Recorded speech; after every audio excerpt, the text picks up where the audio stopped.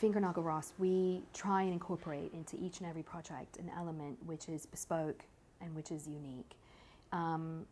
We feel that that gives an artistic quality and a quality to the project which is truly the client's own. It makes it their own home, it makes it their own property, it makes something that they would not have gotten anywhere else.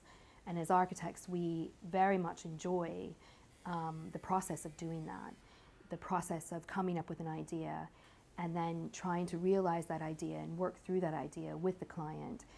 That takes all forms. It takes the form of materiality, the form of, costs and budgets, but what this is made, what we're trying to achieve, what we're trying for this piece to look like, and how that will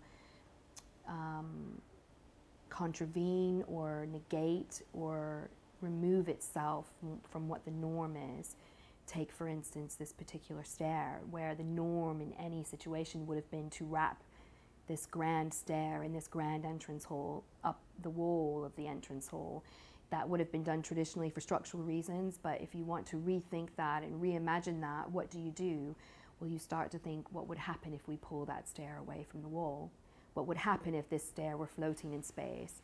What would this stair look like? Would we want it to be heavy and weighty? Would we want it to be light and delicate? Would we want it to read as a ribbon being dropped from the floor above? And along with the client, it was the latter that we decided on, that we wanted this to read as a corkscrew or a ribbon or a very delicate piece of sculpture, that you walked into a very traditional, solid facade. You walked through that front door and you were confronted with a beautiful piece of sculpture lit by a glass roof above, providing an immense amount of natural light and an immense amount of drama as you enter the property.